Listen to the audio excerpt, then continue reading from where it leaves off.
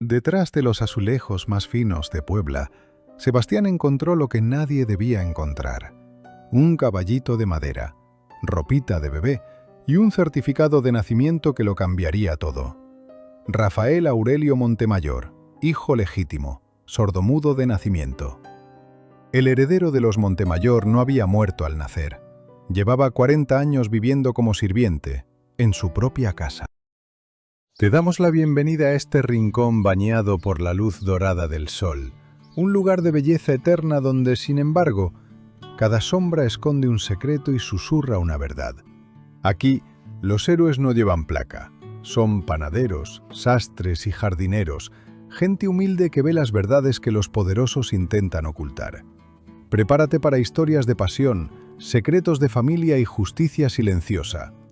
Pero antes de empezar, conecta con nosotros. ¿Desde qué ciudad nos escuchas y qué hora es allá ahora mismo? Nos encanta saber hasta dónde llega nuestra voz. Ponte cómodo. El misterio comienza ahora. Las campanas de la Catedral de Puebla despertaron a la ciudad cuando el sol apenas asomaba tras los volcanes.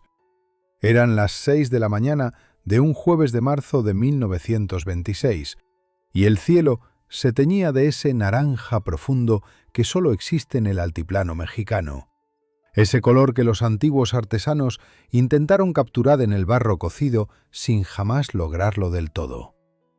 En el barrio de Los Sapos, donde las calles empedradas guardan más historias que las bibliotecas, un hombre de manos curtidas ya llevaba una hora despierto. Sebastián Quiroga encendió el brasero de su taller con la misma ceremonia de siempre.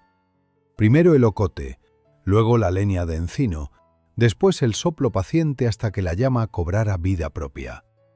Tenía 42 años, el cabello entrecano y unos ojos color miel que parecían haber visto demasiado y perdonado casi todo.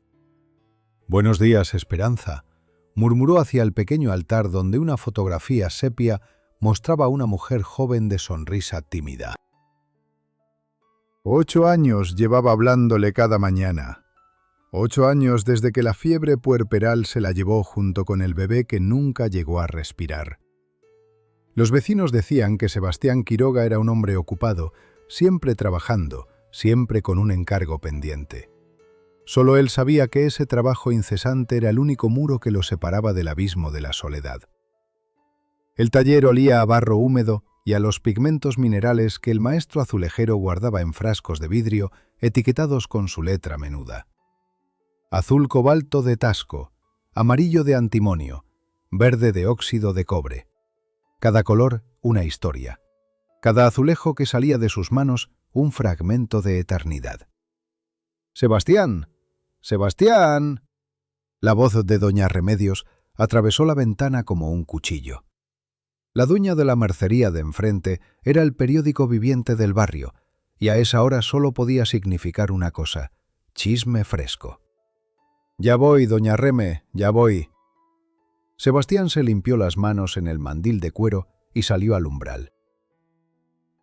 La mujer, redonda como una olla de barro y con el cabello recogido en un chongo severo, lo esperaba con los brazos cruzados. «¿Ya supo lo de los Montemayor?». «No sé nada, doña Reme. Yo nomás sé de azulejos».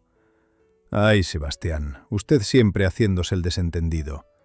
La mujer bajó la voz hasta convertirla en un susurro teatral. «Pues resulta que doña Carmen mandó llamar a 3 maestros de Cholula para arreglar el baño de la hacienda. Y los 3 le quedaron mal.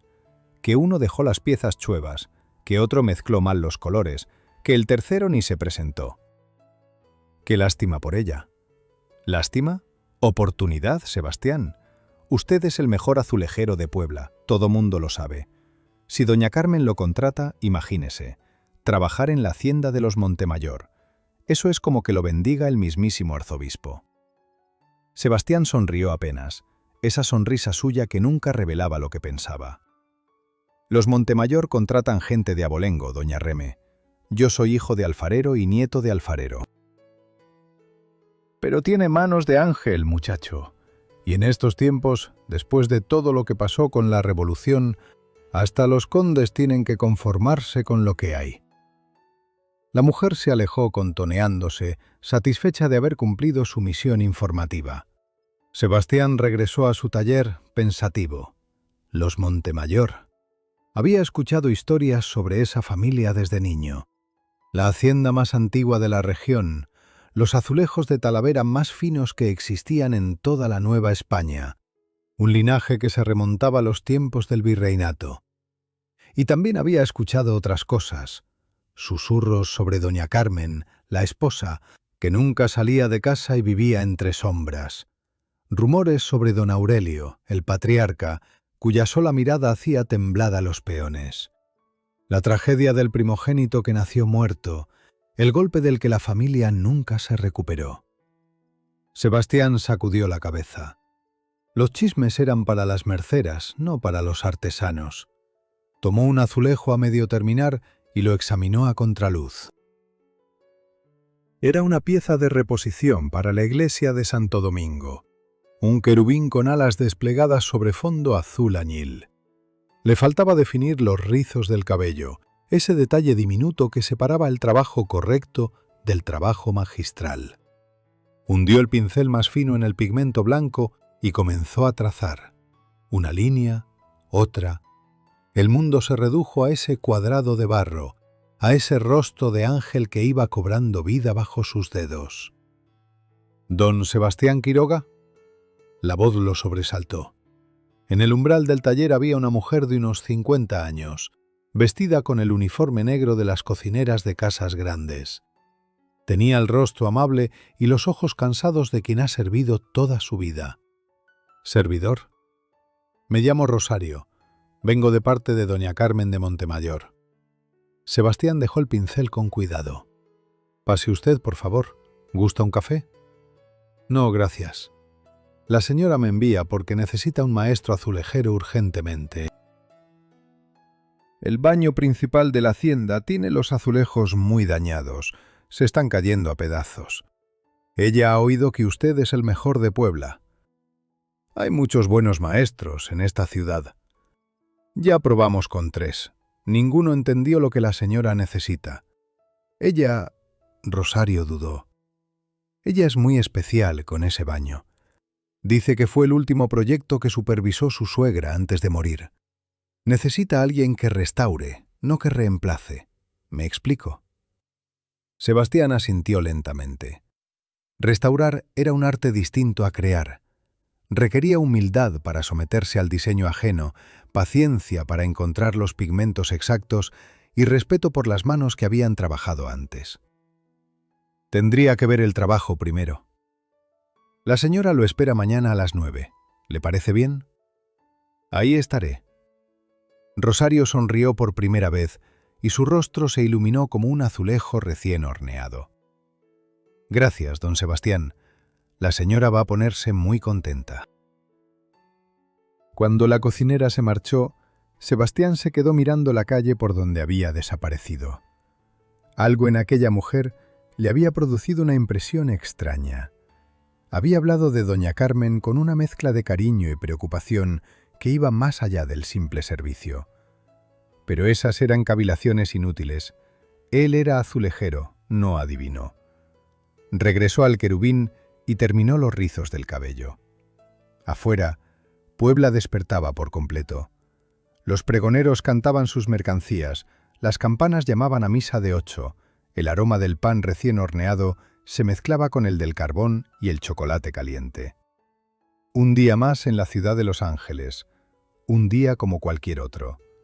O eso creyó Sebastián Quiroga, sin saber que en menos de 24 horas atravesaría las puertas de una hacienda donde los muertos no estaban tan muertos y los vivos habían olvidado cómo vivir.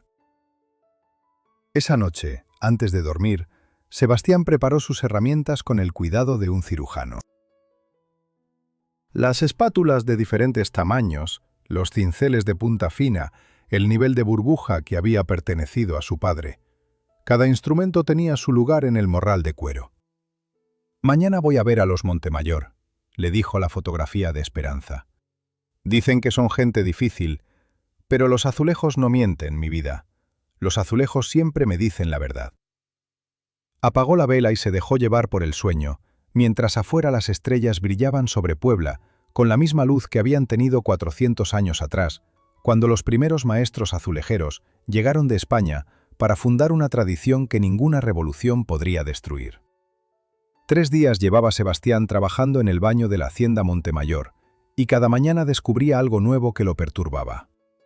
No era el trabajo en sí, que resultó ser exactamente lo que esperaba. Azulejos de Talavera del siglo XVIII, dañados por la humedad y el descuido, pero rescatables con paciencia y oficio. Era todo lo demás. El silencio espeso que flotaba en los corredores, las miradas huidizas de los sirvientes, y sobre todo, aquella figura que aparecía cada tarde en el jardín, justo debajo de la ventana del baño. Lo llamaban Mudito. La primera vez que Sebastián lo vio, el hombre estaba podando los rosales con una precisión que rayaba en lo obsesivo.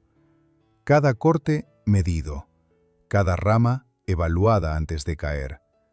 Tenía el cabello canoso, aunque no parecía viejo, los hombros anchos de quien ha trabajado con las manos toda su vida, y unos ojos de un azul clarísimo que contrastaban con su piel morena. «Es el jardinero», le explicó Rosario cuando lo sorprendió mirando por la ventana. «Lleva aquí desde que tengo memoria. No puede hablar ni oír, pobrecito. Don Aurelio lo recogió hace muchos años. Dicen que lo encontró vagando por el camino a Cholula». «¿Y vive aquí?» «En el cobertizo del fondo. La señora le tiene cariño, le lleva comida especial cuando puede». Sebastián había sentido sin decir nada, pero algo en la historia no encajaba. Los hacendados no recogían vagabundos por caridad, menos aún hombres como don Aurelio, cuya reputación de dureza era legendaria en toda la región. Ahora, en la mañana del tercer día, Sebastián se enfrentaba a un problema técnico. Había una sección del muro, justo detrás de donde debía ir la tina de cobre, que sonaba diferente al golpearla con los nudillos. Hueco. Con el cincel más fino, comenzó a retirar los azulejos de esa zona. Eran piezas hermosas, con el diseño de granadas abiertas que había sido popular en tiempos de la colonia. Pero estaban colocados de manera distinta al resto, como si alguien los hubiera puesto con prisa, sin el cuidado que merecía semejante trabajo. «Aquí hay algo raro», murmuró para sí mismo. Retiró 4 azulejos más. Debajo, en lugar del adobe sólido que esperaba encontrar, había una capa de argamasa más reciente, de no más de 20 años. Con el corazón latiéndole más rápido de lo normal, Sebastián tomó el cincel mediano y comenzó a picar. La argamasa se dio con facilidad. Detrás había un nicho del tamaño de una caja de zapatos, perfectamente rectangular, claramente construido a propósito. Y dentro del nicho, envueltos en una tela de manta que alguna vez fue blanca, había objetos que no tenían ningún sentido en aquel lugar. Un caballito de madera pintado de rojo, con la pintura descascarada por el tiempo. Un sonajero de plata con las iniciales RM grabadas en el mango. Ropita de bebé, un mameluco blanco, unos zapatitos tejidos, una cobijita bordada con hilo de oro. Y debajo de todo, 2 documentos doblados. Sebastián se limpió las manos en el mandil antes de tocarlos. El primero era un certificado de nacimiento expedido por el Registro Civil de Puebla, fechado el 15 de abril de 1906. El nombre saltó de la página como una bofetada. Rafael Aurelio Montemayor Escalante. Hijo legítimo de Aurelio Montemayor del Valle y Carmen Escalante de Montemayor. Y en la esquina inferior, una anotación en tinta diferente. Sordomudo de nacimiento. Presenta ademanes propios de su condición. El segundo documento era una carta escrita con letra temblorosa, llena de tachaduras y manchas que podrían haber sido lágrimas. Mi querido Rafael, mi niño, mi pedacito de cielo. Perdóname. Perdóname por no haber sido más fuerte. Perdóname por haber dejado que tu padre me convenciera de que era lo mejor para todos. Perdóname por cada día que paso fingiendo que no existes, cuando te veo desde mi ventana cuidando las flores que tanto amas. Eras tan pequeño cuando te llevaron al cobertizo. Apenas habías cumplido 3 años. Tu padre decía que era una vergüenza, que el heredero de los Montemayor no podía ser un... Ni siquiera puedo escribir la palabra que usaba. Yo quería gritar. Quería llevarte lejos, a donde nadie nos conociera. Pero soy cobarde, hijo mío. Siempre fui cobarde. Lo único que pude hacer fue guardar estos recuerdos tuyos aquí, en el baño que tu abuela diseñó, el único lugar donde tu padre nunca entra. Aquí vengo a llorar cuando el dolor es demasiado. Aquí te hablo aunque no puedas oírme. Algún día, quizás, alguien encontrará esta carta. Algún día, quizás, el mundo sabrá la verdad. Tu madre que te ama más que a su propia vida, Carmen. Sebastián tuvo que sentarse en el borde de la tina vacía. Las manos le temblaban. Miró por la ventana. Ahí estaba Mudito, como cada tarde, arrodillado entre los rosales. Desde esa distancia podía ver claramente el perfil del hombre, la forma de su nariz, la manera en que fruncía el ceño cuando examinaba una flor, los ojos azules, el mentón cuadrado, los mismos rasgos que había visto en el retrato al óleo que colgaba en el vestíbulo de la hacienda, el retrato de don Aurelio en su juventud. «Dios santo», susurró Sebastián, «eres tú, eres el hijo». El heredero de los Montemayor no había muerto al nacer, como decían todos en el pueblo. Había vivido 40 años a metros de su verdadera familia, durmiendo en un cobertizo, comiendo las sobras de la cocina, siendo tratado como un sirviente deficiente cuando en realidad era el primogénito legítimo. El sonido de pasos en el corredor lo devolvió a la realidad. Con movimientos rápidos, Sebastián envolvió los objetos en la tela original y los guardó en su morral de herramientas. Volvió a colocar 3 azulejos sueltos sobre el nicho vacío, lo suficiente para disimular. «¿Cómo va el trabajo, maestro?» Era Eduardo Montemayor, el hijo menor, el heredero oficial.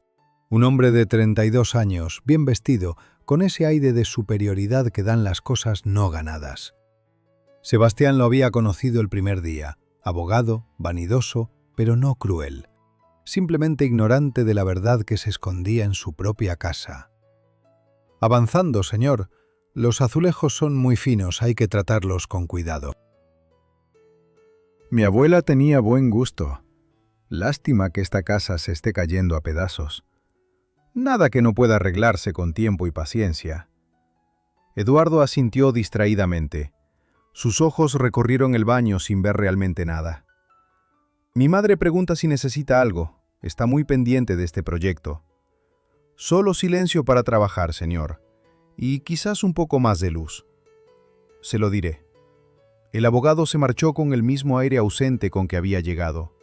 Sebastián esperó hasta que los pasos se perdieron en el corredor y entonces dejó escapar el aire que había estado conteniendo. Tenía en sus manos una verdad que podía destruir a una familia entera. Un secreto de 20 años que alguien había querido enterrar para siempre, literalmente, detrás de los azulejos más hermosos de Puebla. Afuera, el sol comenzaba a descender y bañaba el jardín con esa luz dorada de las tardes poblanas. Mudito seguía trabajando, ajeno a todo, sus manos grandes y callosas acariciando las rosas como si fueran seres queridos. Sebastián guardó sus herramientas lentamente, procesando lo que acababa de descubrir. La carta de doña Carmen le quemaba en el morral, junto con el certificado de nacimiento y el caballito de madera que alguna vez perteneció a un niño al que su propia familia había decidido borrar del mundo. ¿Qué debía hacer ahora? ¿Callar como habían callado todos durante 2 décadas? ¿Devolver los objetos al nicho y sellarlo de nuevo, fingiendo que nunca había visto nada? No. Sebastián Quiroga era muchas cosas, pero no era un hombre capaz de mirar hacia otro lado cuando la injusticia le escupía en la cara. Salió de la hacienda por la puerta de servicio, como correspondía a su condición de trabajador. Al pasar junto al jardín, se detuvo un momento. Mudito alzó la vista y sus miradas se cruzaron.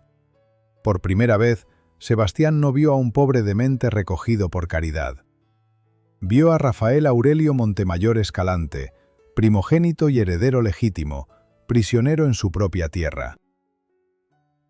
Y supo con la certeza que solo dan las verdades terribles, que aquella historia apenas comenzaba. El mercado de la Victoria hervía de vida cuando Sebastián cruzó sus puertas al día siguiente. Había dormido apenas 3 horas, dando vueltas en el catre mientras las palabras de doña Carmen resonaban en su cabeza como campanas desafinadas. Perdóname por cada día que paso fingiendo que no existes, cuando te veo desde mi ventana cuidando las flores que tanto amas. Necesitaba información, pero no podía preguntar directamente. En un pueblo donde todos se conocían, una pregunta mal formulada podía volar como pólvora encendida. El puesto de doña Remedios ocupaba una esquina privilegiada del mercado, junto a la fuente de los azulejos verdes. La mercera vendía hilos, botones, listones y encajes, pero su verdadera mercancía era otra, los secretos ajenos, que intercambiaba con la misma facilidad con que pesaba las madejas de estambre. «Sebastián, qué milagro lo trae tan temprano por aquí». «Necesito hilo de seda azul cobalto, doña Remé, para rematar unas juntas delicadas». «¿Del trabajo en la hacienda? Cuénteme, ¿cómo es por dentro? Dicen que tienen un candelabro de cristal de Bohemia en el comedor». Sebastián fingió examinar los carretes de hilo mientras dejaba caer el anzuelo. «Es una casa triste, doña Remé, grande y elegante, pero triste. La señora casi no sale de su habitación». «Ay, pobrecita doña Carmen, nunca se recuperó, sabe usted, desde que perdió al bebé». «¿Qué bebé?». La mercera bajó la voz, acercándose tanto que Sebastián pudo oler el aroma a canela de su aliento. «El primogénito, Sebastián. Hace 20 años, más o menos. Era 1906, yo me acuerdo bien, porque ese año se murió mi suegra y no fui al entierro del niño. Dicen que nació muerto, pero hay quienes dicen que vivió unas horas. La señora Carmen quedó destrozada. Después tuvieron a Eduardo, pero no es lo mismo, ¿verdad? El primer hijo siempre es el primer hijo». «¡Qué tragedia!». «Y lo más raro es que no hubo velorio público. Don Aurelio mandó enterrar al bebé en el panteón familiar esa misma noche, sin dejar que nadie lo viera. Mi comadre Petra, que entonces trabajaba en la hacienda, dice que ni siquiera dejaron que las criadas entraran al cuarto de la señora. Todo muy misterioso, si me pregunta». Sebastián pagó el hilo y se despidió con cortesía. La pieza del rompecabezas encajaba perfectamente. Un entierro secreto, sin testigos, sin velorio. Porque no había nada que enterrar. El niño estaba vivo. Su siguiente parada fue la panadería de Gertrudis, 3 puestos más allá. La panadera era una mujer entrada en años, con brazos gruesos de tanto amasar y una risa que se escuchaba desde la otra punta del mercado. «Don Sebastián, qué gusto. ¿Le pongo las conchas de siempre? Y un par de orejas, doña Gertrudis. Hoy tengo hambre». Mientras la mujer preparaba el paquete, Sebastián notó que un muchacho joven colocaba canastas de pan dulce en un carrito de madera. «¿Repartos a domicilio?».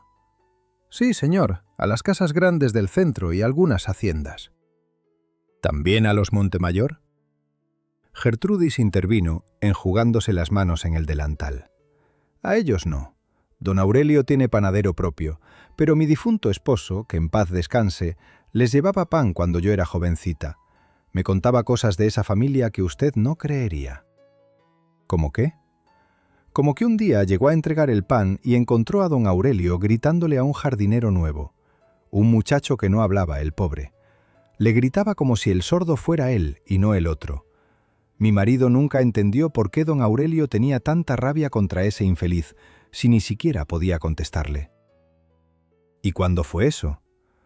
«Ay, Sebastián, hace años. El muchacho ese debe ser ahora el mudito que vive en el cobertizo. Siempre me dio lástima. Dicen que apareció un día vagando por el camino, pero mi esposo juraba que lo vio salir de la casa principal siendo apenas un escuincle». «Aunque quién sabe, a veces los recuerdos nos traicionan». El corazón de Sebastián latía con fuerza, pero su rostro permaneció impasible. «Los recuerdos son como los azulejos viejos, doña Gertrudis. A veces hay que limpiarles el polvo para ver el dibujo verdadero». Salió del mercado con el pan bajo el brazo y la certeza creciendo en su pecho. Cada testimonio confirmaba lo que la carta de doña Carmen había revelado. Rafael no apareció vagando por ningún camino. Salió de la casa principal cuando tenía 3 años, desterrado al cobertizo por un padre que consideraba la sordera una mancha imperdonable en su linaje. Pero necesitaba algo más, algo oficial. El Registro Civil de Puebla ocupaba un edificio colonial frente a la plaza de San José. Sebastián conocía al encargado, don Próspero Medina, porque le había restaurado los azulejos de su cocina 2 años atrás. «Maestro Quiroga, qué sorpresa. ¿Viene a pagarme la cuenta pendiente?» Sebastián rió, aunque no tenía ninguna cuenta pendiente. Vengo a pedirle un favor personal, don Próspero. Necesito verificar un acta de defunción antigua. Es por un asunto de herencia familiar muy delicado. ¿De qué año? 1906. Un bebé de apellido Montemayor.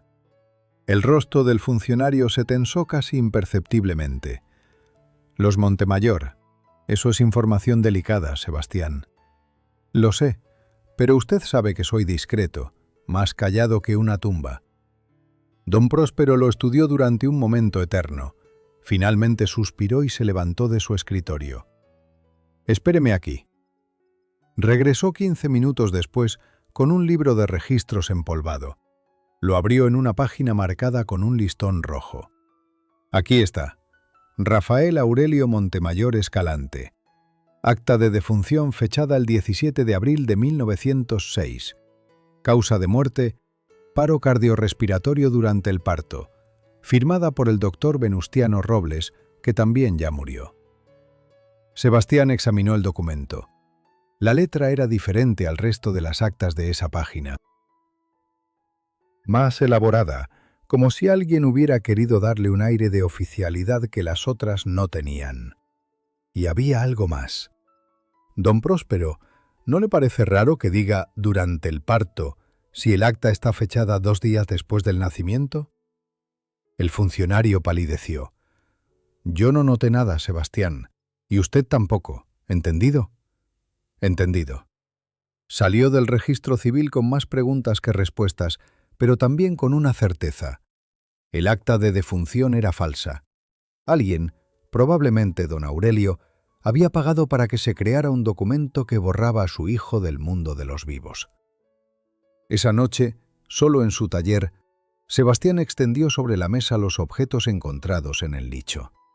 El caballito de madera, el sonajero de plata, la ropita de bebé, el certificado de nacimiento, la carta de doña Carmen. Prendió una vela y releyó las palabras de la madre. Tu padre decía que era una vergüenza, que el heredero de los Montemayor no podía ser un sordomudo. Esa era la palabra que doña Carmen no se había atrevido a escribir. Sebastián pensó en su propia esposa, en el hijo que nunca llegó a conocer. ¿Qué habría hecho él si ese niño hubiera nacido diferente? ¿Lo habría amado menos? ¿Lo habría escondido del mundo como un secreto vergonzoso? No. 1000 veces no. Tomó el caballito de madera y lo acarició con los dedos. 20 años guardado detrás de un muro, esperando que alguien lo encontrara. 20 años de silencio y mentiras. No sé cómo voy a hacerlo, dijo en voz alta, como si Esperanza pudiera escucharlo desde su fotografía. Pero este hombre va a recuperar lo que le quitaron. Te lo prometo. Afuera, las campanas de la catedral dieron las 11 de la noche. Puebla dormía, ajena a los secretos que palpitaban en sus entrañas de piedra y barro cocido. Pero Sebastián Quiroga ya no podía dormir.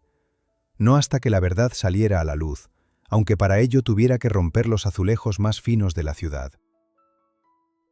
La iglesia de San Francisco olía a incienso viejo y a cera derretida. Sebastián empujó la puerta de madera tallada y entró en la penumbra fresca de la nave principal, donde los santos lo observaban desde sus nichos con ojos de vidrio pintado.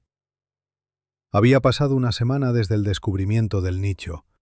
7 días trabajando en la hacienda, fingiendo que solo le importaban los azulejos, mientras sus ojos registraban cada detalle. Las miradas furtivas de Rosario hacia el jardín, los pasos tambaleantes de doña Carmen por los corredores a medianoche, el desprecio helado con que don Aurelio trataba a Mudito cuando se cruzaban. Pero había algo que Sebastián no podía averiguar en el mercado ni en los archivos: la verdad del alma. Y para eso necesitaba a alguien que conociera los secretos más oscuros de la familia Montemayor.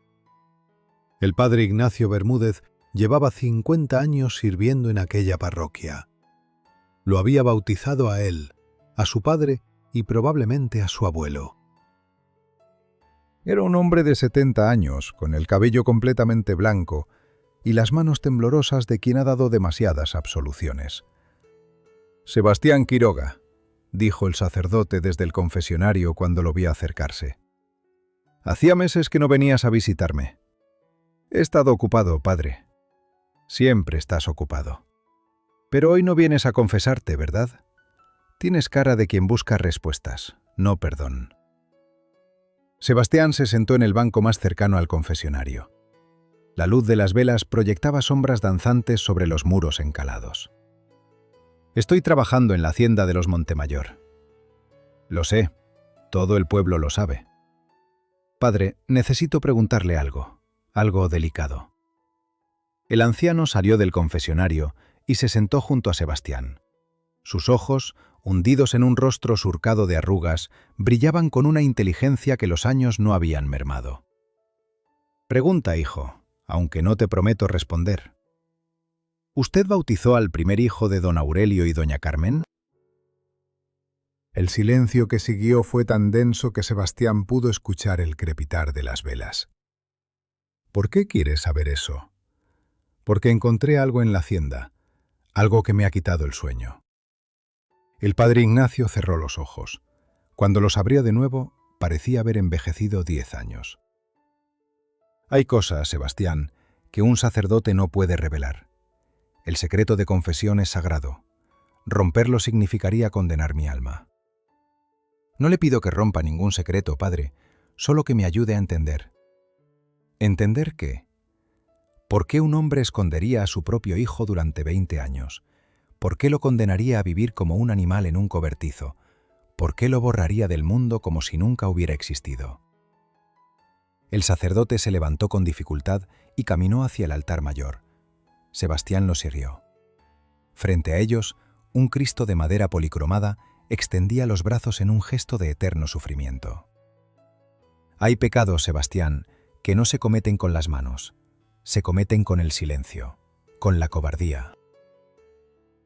Con el orgullo que nos hace creer que somos mejores que los demás. ¿Usted sabía? Yo sé muchas cosas que no puedo decir, pero te diré esto. Hay noches en que me despierto llorando, pidiendo perdón por las absoluciones que he dado, porque a veces perdonar es más difícil que condenar, y callar es más pesado que gritar». Sebastián sintió que el corazón le latía en la garganta. «El niño no murió, ¿verdad?» El padre Ignacio no respondió. En cambio, caminó hacia una capilla lateral donde ardía una veladora solitaria frente a la imagen de la Virgen de los Dolores. «¿Ves esta veladora, Sebastián? La enciende una mujer cada semana desde hace 20 años. Siempre la misma mujer, siempre a la misma hora, siempre pidiendo lo mismo: perdón por su debilidad y fuerza para seguir viviendo. Doña Carmen». Yo no he dicho ningún nombre. Los dos hombres permanecieron en silencio frente a la imagen de la Virgen. La luz de la veladora iluminaba el rostro de la Madre Celestial, sus ojos vueltos hacia arriba en una expresión de dolor infinito. «Padre, si usted supiera de una injusticia terrible, de un ser humano al que le han robado la vida, ¿qué haría?» «Oraría, Sebastián. Oraría para que Dios iluminara el camino de quienes pueden hacer algo». ¿Y si Dios no responde? Dios siempre responde, hijo. A veces con palabras, a veces con silencio. Y a veces enviando a un hombre con las manos llenas de barro y el corazón lleno de justicia a romper los muros que otros han construido. Sebastián comprendió que el sacerdote le estaba dando permiso sin decirlo, una bendición silenciosa para la cruzada que estaba a punto de emprender. Salió de la iglesia con el alma más ligera, pero la mente más pesada. Ahora no había duda. El padre Ignacio lo sabía todo. Había bautizado a Rafael en secreto, probablemente en aquella misma capilla, y había guardado el secreto durante 2 décadas, atado por el voto sagrado que no podía romper. Esa tarde, Sebastián regresó a la hacienda más temprano de lo habitual. Necesitaba terminar de retirar los azulejos dañados de la sección norte del baño, pero sobre todo necesitaba observar, entender, buscar las grietas en aquella fortaleza de mentiras. Estaba midiendo una pieza de reposición cuando escuchó voces en el corredor. «Ya le dije que no puede entrar a la casa, señora. El patrón dio órdenes». Era la voz de una de las criadas, joven y nerviosa. «Solo quiero verlo un momento nada más». Esa segunda voz la conocía. Era doña Carmen. Sebastián se acercó a la puerta entreabierta. Desde su posición podía ver el pasillo. Doña Carmen, vestida con una bata de seda que había conocido mejores tiempos, intentaba avanzar hacia la puerta de servicio que daba al jardín. Sus ojos tenían ese brillo acuoso de quien ha tomado demasiado láudano. «Mi niño está en el jardín», murmuraba. «Mi niño me necesita». «Señora, por favor, vuelva a su habitación». «¿No lo entienden? Es mi hijo, mi primer hijo, el que todos creen que está muerto». Sebastián contuvo el aliento. La criada palideció. «Señora, no diga esas cosas. Si el patrón la escucha». «¿Qué va a hacer Aurelio? ¿Encerrarme a mí también? Ya estoy encerrada, muchacha. Llevo 20 años presa en esta casa, viendo a mi hijo desde la ventana sin poder abrazarlo». Rosario apareció por el otro extremo del corredor. Sin decir palabra, tomó a doña Carmen por los hombros con una ternura que hablaba de años de práctica. «Venga conmigo, señora. Le prepararé un té de tila para los nervios». «Rosario, tú lo sabes. Tú eres la única que sabe. Le dabas de comer cuando era pequeñito, ¿recuerdas? Cuando Aurelio no miraba. Le cantabas canciones aunque no pudiera oírlas». «Shh, señora, cálmese. Vamos a su cuarto». Las dos mujeres se alejaron por el corredor, dejando a Sebastián con el corazón desbocado y una nueva certeza. Doña Carmen vivía en un infierno de culpa y láudano, consciente cada minuto de cada día de que su hijo estaba vivo, tan cerca y tan inalcanzable como las estrellas. Y Rosario, la cocinera de rostro amable y ojos cansados, no era simplemente una sirvienta leal, era cómplice, protectora, quizás la única persona que había mostrado amor a Rafael durante todos esos años de destierro. Esa noche, antes de marcharse, Sebastián volvió a mirar por la ventana del baño. El sol se ponía tras los volcanes, tiñendo el cielo de púrpura y oro. En el jardín, Mudito regaba los rosales con un balde de hojalata, sus movimientos lentos y precisos como los de un monje en oración. De pronto, como si sintiera la mirada, el jardinero alzó la vista hacia la ventana. Sus ojos azules se encontraron con los de Sebastián. Y en esa mirada, el azulejero vio algo que lo estremeció hasta los huesos. Inteligencia, paciencia y una tristeza tan antigua como las piedras de aquella hacienda maldita. Rafael Montemayor sabía exactamente quién era, siempre lo había sabido, simplemente había dejado de esperar que alguien lo reconociera. Sebastián comenzó a llegar más temprano a la hacienda. Decía que era por la luz de la mañana, perfecta para igualar los tonos de los azulejos antiguos. Pero la verdadera razón caminaba por el jardín a las 7 de la mañana, cuando el rocío todavía brillaba sobre los pétalos de las rosas. Rafael tenía una rutina precisa. Primero revisaba el sistema de riego que él mismo había construido con cañas de bambú y jarras de barro perforadas. Luego examinaba cada planta, tocando las hojas con la delicadeza de un médico que ausculta a un enfermo. Finalmente se arrodillaba junto a los rosales y comenzaba a podar, hablar con las flores en un lenguaje de gestos que solo él comprendía. Sebastián lo observaba desde la ventana del baño, fascinado por la inteligencia que emanaba de cada movimiento. Aquel hombre que todos llamaban Mudito, aquel supuesto demente recogido por Caridad, había diseñado un sistema de irrigación más eficiente que cualquiera que Sebastián hubiera visto. Los surcos en la tierra seguían patrones geométricos precisos. Las plantas estaban agrupadas según sus necesidades de agua y sol. No era el trabajo de un loco, era el trabajo de un genio atrapado en el silencio. El 10º día de trabajo, Sebastián tomó una decisión. Bajó al jardín con el pretexto de buscar tierra para mezclar con la argamasa. Rafael lo vio acercarse y se tensó como un animal acostumbrado a recibir golpes. «Buenos días», dijo Sebastián, pronunciando las palabras con claridad mientras se tocaba el ala del sombrero. Los ojos azules del jardinero lo estudiaron con desconfianza. Luego, lentamente, Rafael inclinó la cabeza en un gesto de saludo. Sebastián se arrodilló junto a él, fingiendo examinar la tierra. Pero en realidad observaba el rostro del hombre, buscando las semejanzas que ya había notado desde la ventana. La nariz recta de los Montemayor, el mentón cuadrado, las cejas espesas. Rafael era como un retrato de don Aurelio lavado por la lluvia, los mismos rasgos suavizados por 40 años de dolor silencioso. «Bonitas rosas», dijo Sebastián, señalando las flores y luego haciendo el gesto de oler. Rafael asintió, cortó una rosa roja y se la ofreció. «Gracias». Durante los siguientes días, Sebastián repitió el ritual. Cada mañana bajaba al jardín, intercambiaba gestos con Rafael, aprendía poco a poco su lenguaje. Descubrió que el jardinero no era completamente sordo, podía percibir vibraciones fuertes, el retumbar de los truenos, el galope de los caballos.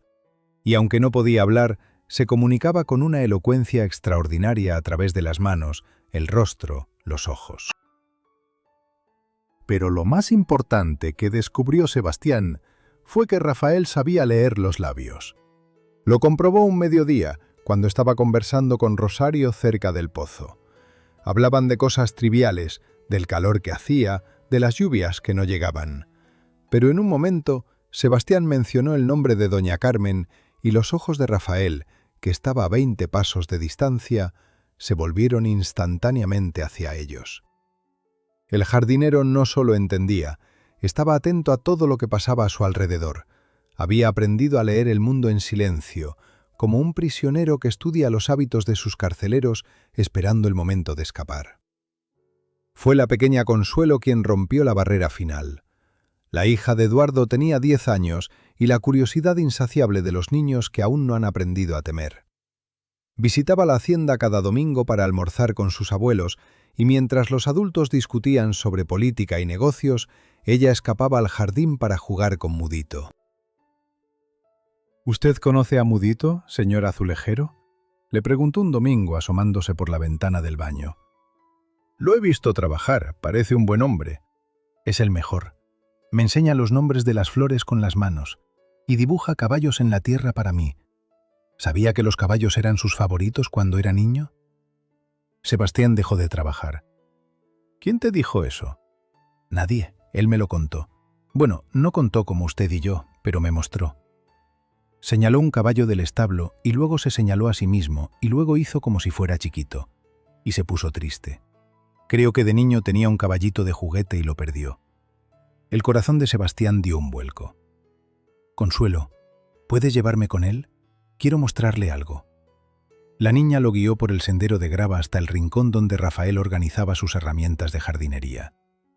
El hombre los vio acercarse y su rostro se iluminó al ver a Consuelo. Pero cuando notó el bulto que Sebastián llevaba bajo el brazo, su expresión cambió. «Rafael», dijo Sebastián, pronunciando el nombre con claridad para que pudiera leerlo en sus labios. «Encontré esto». Desenvolvió el caballito de madera roja que había estado guardado durante 20 años detrás de los azulejos. El efecto fue instantáneo. Rafael se quedó paralizado, los ojos fijos en el juguete como si estuviera viendo un fantasma. Sus manos comenzaron a temblar. Extendió los dedos hacia el caballito, pero se detuvo a medio camino, como si temiera que el objeto fuera a desvanecerse al tocarlo. «Es tuyo», dijo Sebastián. «Siempre fue tuyo». Rafael tomó el caballito con una reverencia casi religiosa, lo acercó a su pecho, y entonces comenzó a llorar, sin sonido, las lágrimas rodando por sus mejillas curtidas mientras sus hombros se sacudían en sollozos silenciosos. Consuelo miró a Sebastián con los ojos muy abiertos. «¿Por qué llora mudito, señor?» «Porque recordó algo hermoso, niña, algo que le quitaron hace mucho tiempo». «¿El caballito?» «El caballito, y muchas otras cosas». Rafael se dejó caer de rodillas en la tierra, abrazando el juguete contra su pecho como un náufrago que encuentra tierra firme. Consuelo, con la intuición de los niños, se arrodilló junto a él y le acarició el cabello canoso sin decir nada. Sebastián los observó, sintiendo que un nudo se aflojaba en su garganta. Aquella escena era la prueba definitiva de lo que ya sabía. Rafael no era ningún demente. Era un hombre inteligente, sensible, capaz de amar y de sufrir. Un hombre al que le habían robado la vida entera por el crimen de haber nacido diferente. Cuando Rafael finalmente alzó la vista, sus ojos azules brillaban con algo que Sebastián no había visto antes: esperanza. El jardinero señaló el caballito, luego se señaló a sí mismo, luego señaló hacia la casa grande con un gesto interrogante. Sebastián entendió la pregunta. «¿Lo encontraste allá? ¿En la casa de mi familia?» Asintió. Rafael cerró los ojos un momento. Cuando los abrió, tomó a Sebastián de la mano y la apretó con fuerza. Luego, con un movimiento lento y deliberado, se llevó la mano del azulejero al corazón. No hacían falta palabras para entender. «Gracias. Gracias por verme. Gracias por saber quién soy». Consuelo los miraba con la expresión seria de quien presencia algo importante sin comprenderlo del todo. «Señor azulejero, ¿Mudito es alguien importante?» Sebastián miró al hombre arrodillado en la tierra, con el caballito de madera apretado contra el pecho y las lágrimas secándose en las mejillas.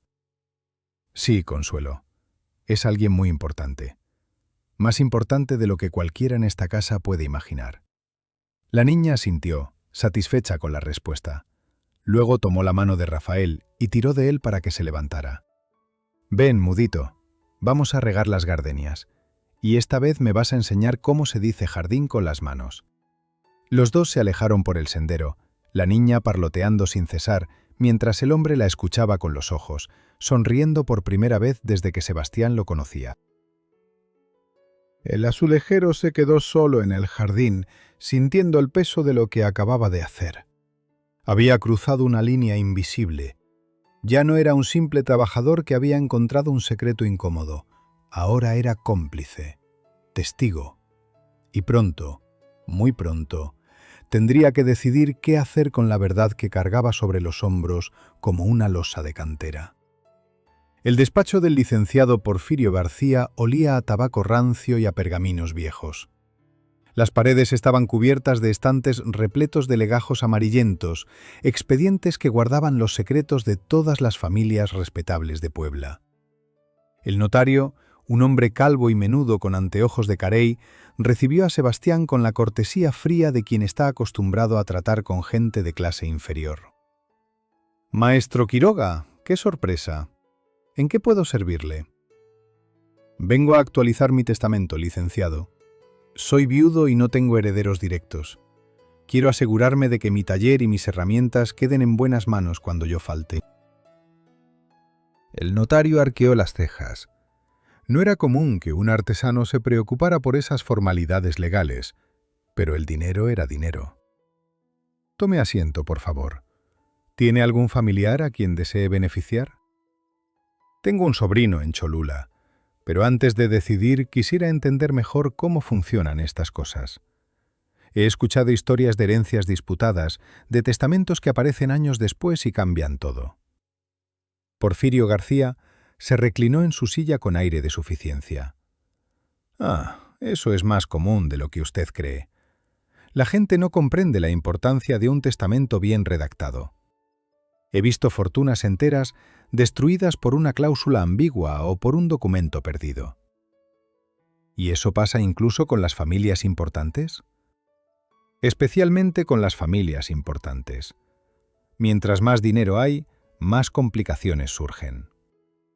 Sebastián fingió examinar un pisapapeles de cristal mientras lanzaba el anzuelo. Mire usted, estoy trabajando ahora en la hacienda de los Montemayor. Una familia muy antigua, muy respetable. Supongo que ellos tendrán sus asuntos legales perfectamente en orden. El notario se removió incómodo en su asiento. Los Montemayor son clientes antiguos de este despacho. Mi padre, que en paz descanse, manejó los asuntos de doña Elvira, la abuela. Mujer de carácter, esa señora. Sabía exactamente lo que quería. ¿Y qué quería? Eso, maestro Quiroga, es información confidencial. Por supuesto, por supuesto. Disculpe mi indiscreción. Es solo curiosidad de pueblerino. Pero Sebastián había notado algo. Cuando mencionó a doña Elvira, los ojos del notario se desviaron involuntariamente hacia una caja fuerte empotrada en la pared. Un gesto mínimo, casi imperceptible, pero suficiente para quien sabía observar. La conversación continuó por otros 20 minutos, durante los cuales Sebastián dictó un testamento sencillo, dejando sus pertenencias al ficticio sobrino de Cholula. Pagó los honorarios correspondientes y se despidió con una reverencia cortés. Pero no se fue lejos. Desde la cantina de enfrente, donde pidió un tequila que apenas tocó, Sebastián vigiló la puerta del despacho. Esperó pacientemente hasta que vio salir al licenciado García rumbo a su almuerzo habitual en el portal de los Evangelistas. Entonces cruzó la calle y entró de nuevo al edificio. La secretaria, una mujer joven con cara de aburrimiento, alzó la vista del bordado que tenía entre manos. El licenciado acaba de salir. Lo sé, señorita. Olvidé mi sombrero en el despacho. ¿Me permite pasar a buscarlo? La mujer dudó un instante, pero la sonrisa honesta de Sebastián y su aspecto inofensivo la convencieron. Pase rápido y cierre la puerta al salir. Sebastián entró al despacho y cerró la puerta con cuidado. No tenía mucho tiempo. Fue directamente hacia los estantes donde se archivaban los expedientes, buscando por apellido. Martínez, Mendoza, Montemayor. La carpeta era gruesa, llena de documentos que abarcaban décadas de transacciones. Compras de tierras, contratos de aparcería, préstamos bancarios. Pero lo que buscaban no estaba allí. Tendría que estar en la caja fuerte, ese refugio de hierro donde los notarios guardan los documentos más delicados. Y entonces lo vio. Sobre el escritorio del licenciado, medio oculto bajo una pila de papeles, había un expediente con el título Montemayor, Testamento doña Elvira, confidencial. Probablemente el notario lo había estado revisando esa misma mañana. Sebastián lo abrió con manos temblorosas. El testamento de doña Elvira Escalante de Montemayor, fechado en 1898, era un documento extenso y detallado. La anciana había dividido sus propiedades entre sus hijos y nietos con precisión matemática. Pero había una cláusula final, subrayada en tinta roja por algún lector anterior, que hizo que Sebastián contuviera el aliento. En cuanto a la hacienda principal y todas sus tierras adjuntas, incluyendo los derechos de agua del río Atoyac, dispongo que sean heredadas íntegramente por el primogénito varón de mi hijo Aurelio, sin importar su condición física o mental, siempre que sea reconocido legalmente como hijo legítimo. Esta disposición es irrevocable y ningún testamento posterior podrá modificarla, sin importar su condición física o mental. Doña Elvira lo había sabido, o lo había intuido. Aquella mujer de carácter, como la había llamado el notario, había dejado una protección legal para su nieto antes incluso de que naciera, como si hubiera presentido que algo malo podría pasar. Sebastián memorizó los datos principales y devolvió el expediente a su lugar exacto. Salió del despacho con el sombrero que nunca había olvidado, Agradeció a la secretaria y caminó hacia la plaza principal con el corazón latiéndole en los oídos. Ahora entendía todo. Don Aurelio no había escondido a Rafael solamente por vergüenza. Lo había escondido porque, según el testamento de la abuela, el primogénito era el heredero legítimo de la hacienda. Al declararlo muerto y desterrarlo al cobertizo, don Aurelio había asegurado que Eduardo, el segundo hijo, heredara todo. Era más que crueldad, era un fraude, un crimen premeditado contra un niño inocente cuyo único pecado había sido nacer diferente. Esa tarde, cuando llegó a la hacienda, Sebastián se encontró con don Aurelio en el corredor principal. El patriarca, vestido de negro como siempre, lo miraba con esos ojos fríos que parecían ver más allá de las apariencias. «Maestro Quiroga, ¿cómo avanza el trabajo?» «Bien, señor. Los azulejos son muy finos. Requieren paciencia». La paciencia es una virtud, aunque a veces puede confundirse con la intromisión. Sebastián sostuvo la mirada del anciano sin pestañear. «No entiendo, señor». «He notado que pasa usted mucho tiempo en el jardín, conversando con el personal de servicio, jugando con mi nieta, incluso con ese pobre infeliz que cuida las plantas». «Soy un hombre curioso, don Aurelio. Me gusta conocer los lugares donde trabajo». «La curiosidad mató al gato, maestro Quiroga. ¿Conoce ese dicho?» «Lo conozco, pero también sé que los gatos tienen 7 vidas». Don Aurelio entrecerró los ojos. Por un momento, el aire entre los dos hombres se volvió denso como el barro antes de cocer. «Termine su trabajo pronto, maestro. Esta casa no es lugar para personas curiosas». El anciano se alejó por el corredor, sus pasos resonando sobre las baldosas como golpes de martillo. Sebastián lo vio desaparecer por una puerta lateral y sintió un escalofrío recorrerle la espalda. Don Aurelio sospechaba algo. Quizás no sabía exactamente qué, pero su instinto de depredador había detectado una amenaza. A partir de ahora, cada movimiento de Sebastián sería vigilado. Subió al baño y continuó trabajando, colocando azulejos con una precisión mecánica mientras su mente trazaba planes. Tenía el certificado de nacimiento, tenía la carta de doña Carmen, tenía el testamento de la abuela, pero necesitaba algo más. Un momento, una oportunidad, una manera de revelar la verdad sin que don Aurelio pudiera destruir las pruebas o silenciar a los testigos. Afuera, el sol comenzaba a descender. En el jardín, Rafael podaba los rosales con la misma dedicación de siempre, ajeno a las maquinaciones que decidirían su destino. Pero Sebastián ya había tomado una decisión. No importaba el riesgo, no importaban las amenazas veladas de don Aurelio, ni el poder de su dinero y su apellido. La verdad saldría a la luz, aunque para ello tuviera que demoler la hacienda entera, azulejo por azulejo. Rosario encontró a Sebastián en el jardín trasero, donde el azulejero contemplaba el cobertizo de Rafael con expresión pensativa. La cocinera traía un plato cubierto con una servilleta bordada y el rostro descompuesto por la preocupación. «Tiene que irse, don Sebastián, ahora mismo». «¿Qué sucede?» «Don Aurelio sabe, no sé cómo, pero sabe que usted encontró algo en el baño. Esta mañana mandó revisar el nicho detrás de los azulejos y encontró el hueco vacío. Está furioso. Dice que usted es un ladrón y que va a denunciarlo con la policía». Sebastián recibió la noticia con una calma que sorprendió a la propia Rosario. «¿Y qué cree usted, doña Rosario? ¿Cree que soy un ladrón?» La mujer bajó la mirada. Sus manos, curtidas por décadas de trabajo, temblaban ligeramente. «Yo sé lo que había en ese nicho. Fui yo quien ayudó a la señora Carmen a esconderlo, hace 20 años. Cada objeto, cada carta, cada lágrima. Lo sé todo, don Sebastián. Entonces sabe que no robé nada, solo descubrí la verdad». «La verdad puede ser más peligrosa que cualquier robo en esta casa». Sebastián tomó las manos de Rosario entre las suyas. «Doña Rosario, usted ha cuidado a Rafael toda su vida. Le ha dado de comer cuando nadie miraba. Le ha mostrado cariño cuando su propia familia lo trataba como un animal. ¿No cree que ya es hora de que ese hombre recupere lo que le pertenece? Los ojos de la cocinera se llenaron de lágrimas. Usted no entiende. Don Aurelio es capaz de cualquier cosa.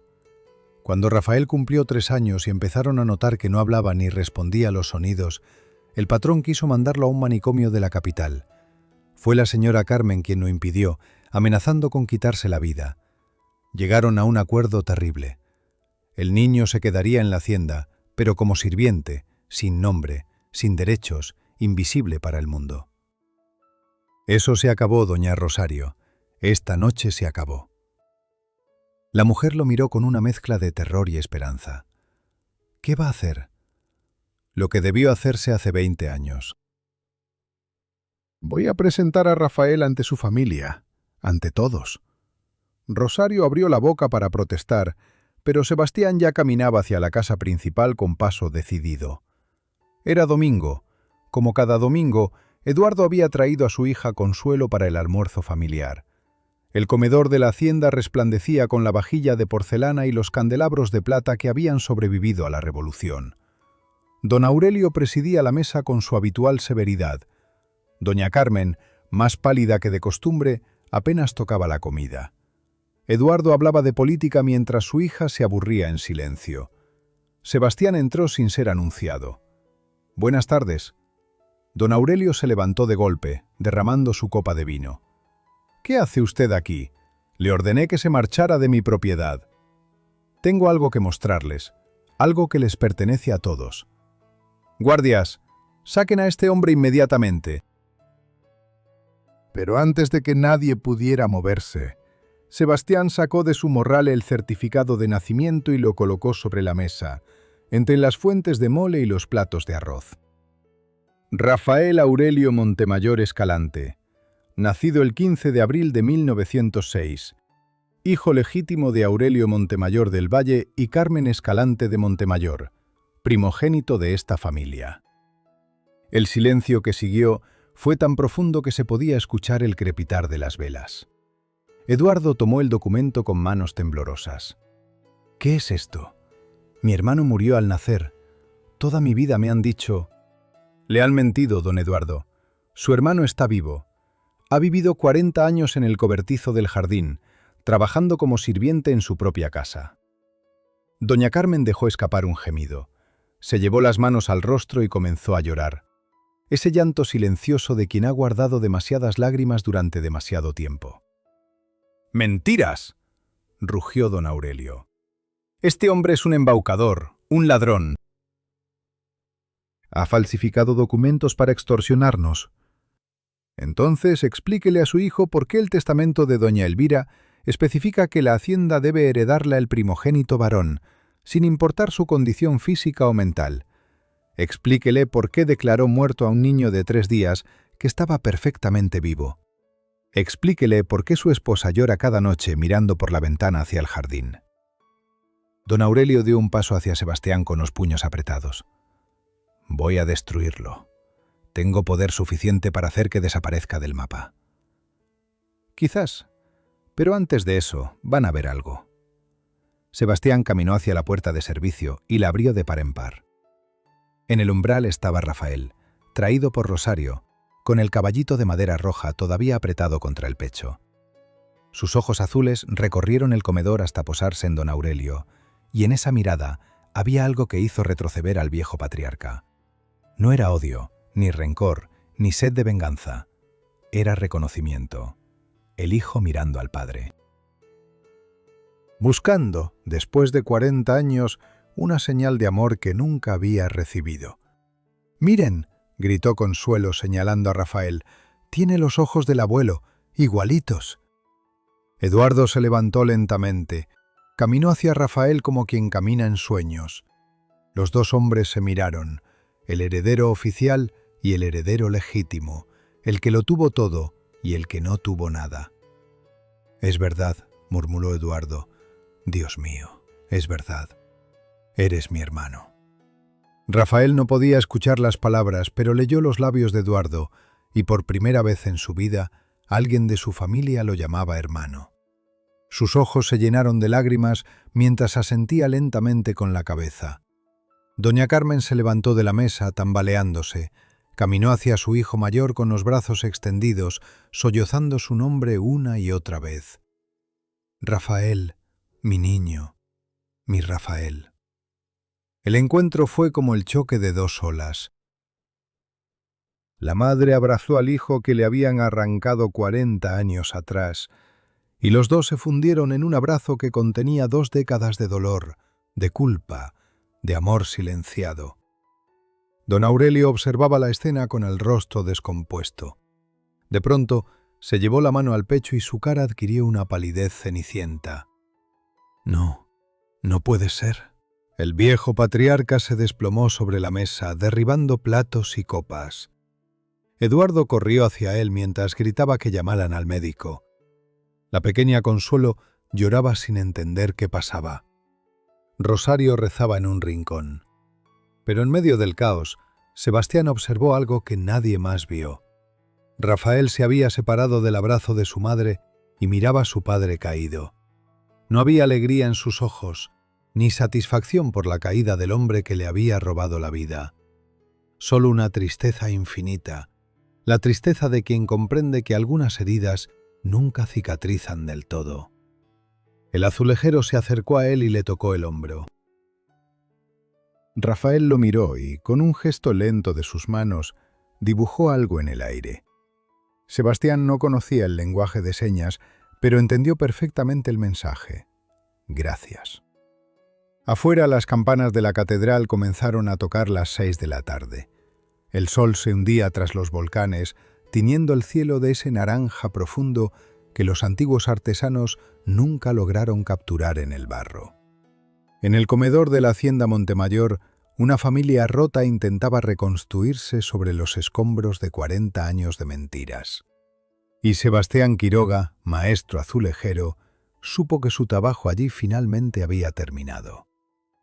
3 meses habían transcurrido desde aquella tarde de revelaciones y colapsos.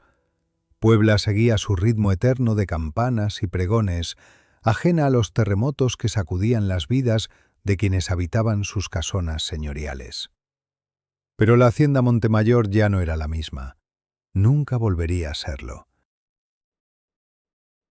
Sebastián empujó la puerta del zaguán principal y el aroma de los naranjos en flor lo recibió como un abrazo. El jardín resplandecía bajo el sol de junio, más hermoso que nunca. Rafael había plantado nuevos rosales junto a la fuente central, y los colores explotaban en una sinfonía de rojos, amarillos y blancos que habría hecho llorar de emoción a cualquier pintor. «Don Sebastián, qué gusto verlo». Rosario apareció por el corredor lateral, secándose las manos en el delantal. Pero ya no vestía el uniforme negro de las sirvientas. Llevaba un vestido sencillo de algodón azul y el cabello recogido con una peineta de carey. Su rostro, antes marcado por el cansancio y el miedo, irradiaba una paz que Sebastián no le había conocido. «Doña Rosario, se ve usted muy bien». «Son tiempos nuevos, don Sebastián, tiempos muy nuevos». Caminaron juntos hacia la casa principal. Por el camino, Rosario le contó las novedades de aquellos 3 meses. Don Aurelio había sobrevivido al infarto, pero quedó postrado en una silla de ruedas, sin habla, con la mitad del cuerpo paralizado. Los médicos decían que era un milagro que siguiera vivo. Rosario pensaba que era un castigo, aunque jamás lo diría en voz alta. La señora Carmen dejó el láudano, continuó la cocinera. Fue difícil, hubo noches terribles, pero lo logró. Ahora pasa las tardes con Rafael, enseñándole a leer partituras. ¿Puede creerlo? Descubrimos que tiene un oído extraordinario para la música. Bueno, no oído exactamente, sino que siente las vibraciones. Cuando toca el piano, pone las manos sobre la madera y percibe cada nota. ¿Rafael toca el piano? Como los ángeles, don Sebastián, como los mismísimos ángeles. Entraron a la sala principal, esa misma sala donde 3 meses atrás había estallado la verdad como una granada de fragmentación. Ahora lucía diferente, más luminosa, con las cortinas abiertas y las ventanas despejadas. El retrato de don Aurelio, joven, había sido retirado de la pared y en su lugar colgaba un cuadro de la Virgen de Guadalupe. Eduardo Montemayor esperaba junto a la chimenea. El abogado había envejecido 10 años en 3 meses, pero sus ojos ya no tenían aquella arrogancia vacía del heredero que no ha ganado nada por mérito propio. «Maestro Quiroga, gracias por venir. Usted mandó llamar, don Eduardo. Quiero que termine el trabajo del baño. Y quiero pagarle lo que le debo, más una compensación por todo lo que tuvo que soportar de parte de mi padre. No es necesaria ninguna compensación. Sí lo es. Usted devolvió a mi hermano a esta familia. Le devolvió la dignidad a mi madre. Incluso le dio a mi padre la oportunidad de arrepentirse, aunque él no la haya tomado». Sebastián guardó silencio. No sabía qué responder ante tanta gratitud. «Hay algo más», continuó Eduardo. «El licenciado García revisó el testamento de mi abuela». Tenía usted razón. La hacienda le corresponde a Rafael como primogénito. Legalmente yo no tengo derecho a nada. ¿Y qué piensa hacer? Lo que debía hacer desde el principio, si hubiera sabido la verdad: compartir. Rafael no quiere administrar la hacienda, no le interesan los negocios ni las tierras, pero es su derecho decidir qué hacer con lo suyo. Hemos llegado a un acuerdo. Él se queda con la casa principal y el jardín, que es lo único que realmente le importa. Yo administro las tierras y las rentas y divido las ganancias por mitad. Justo, ¿no le parece? Más que justo, don Eduardo. Generoso. El abogado sonrió con tristeza.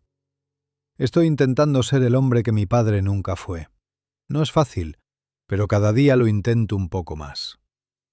Una melodía suave comenzó a flotar desde algún lugar de la casa. Notas de piano, lentas y melancólicas, que parecían contar una historia de pérdida y redención. Sebastián sintió un escalofrío recorrerle la espalda. «Es Rafael», dijo Eduardo. «Toca esa pieza todas las tardes. Dice mi madre que es una canción de cuna que ella le cantaba cuando era bebé, antes de que se lo llevaran al cobertizo». Él la recordaba. Después de 40 años, todavía la recordaba. Sebastián siguió el sonido hasta el salón de música. La puerta estaba entreabierta. Adentro, sentado ante un piano de cola que había pertenecido a la abuela Elvira, Rafael Montemayor tocaba con los ojos cerrados. Sus dedos, los mismos que habían podado rosales y cavado surcos durante décadas, se deslizaban sobre las teclas con una delicadeza imposible. Junto a él, en una silla de respaldo alto, doña Carmen lo observaba con lágrimas silenciosas rodándole por las mejillas. Pero ya no eran lágrimas de dolor. Eran lágrimas de una madre que finalmente podía amar a su hijo a la luz del día. Sebastián retrocedió sin hacer ruido. Algunas escenas eran demasiado sagradas para ser presenciadas por extraños. Subió al baño de la hacienda, donde su trabajo había quedado inconcluso. Los azulejos de Talavera brillaban bajo la luz de la tarde, casi terminados.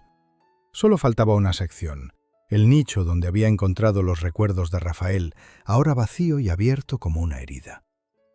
Trabajó en silencio durante 2 horas, mezclando argamasa, cortando piezas, ajustando ángulos con la precisión que le había enseñado su padre. Cuando el sol comenzó a descender, tomó el último azulejo, una pieza nueva, fabricada por él mismo en su taller, con el mismo diseño de granadas abiertas que tenían los originales. Antes de colocarlo, sacó un punzón fino y grabó en la parte trasera de la pieza 2 iniciales y una fecha. R.M. 1926. Un secreto dentro de un secreto. Una firma invisible que solo encontraría quien algún día decidiera volver a romper ese muro. Colocó el azulejo en su lugar, lo niveló, limpió el exceso de argamasa. El baño estaba terminado. Bajó al jardín para despedirse. Rafael estaba arrodillado junto a los rosales, como la primera vez que lo había visto. Pero ahora había algo diferente en su postura, en la forma en que sus hombros se mantenían erguidos, en la luz que brillaba en sus ojos cuando alzó la vista y reconoció a Sebastián. El azulejero se acercó y se arrodilló junto a él. Sin palabras, tomó una rosa roja y se la ofreció. el mismo gesto que Rafael había tenido con él semanas atrás. Rafael sonrió. Tomó la rosa y la colocó en el ojal de la camisa de Sebastián. Luego, con movimientos lentos y deliberados, dibujó algo en el aire con las manos. Sebastián no entendió el gesto exacto, pero comprendió el significado. Amigo. Se dieron un abrazo breve pero intenso, el abrazo de dos hombres que han compartido algo más profundo que las palabras. Sebastián caminó hacia la salida de la hacienda. En el zaguán lo esperaba la pequeña Consuelo, que había llegado para su visita dominical. «Señor Azulejero, ¿ya se va?»